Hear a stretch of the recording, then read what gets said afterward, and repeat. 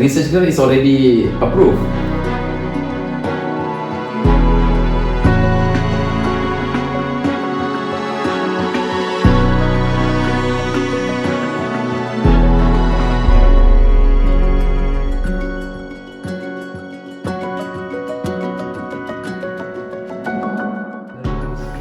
We have a very big structural change. Jokowi, before that, many more presidents.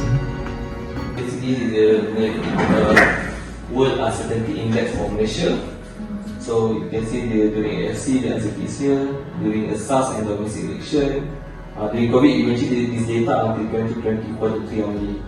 Okay, so the issue is when there is an uncertainty, right?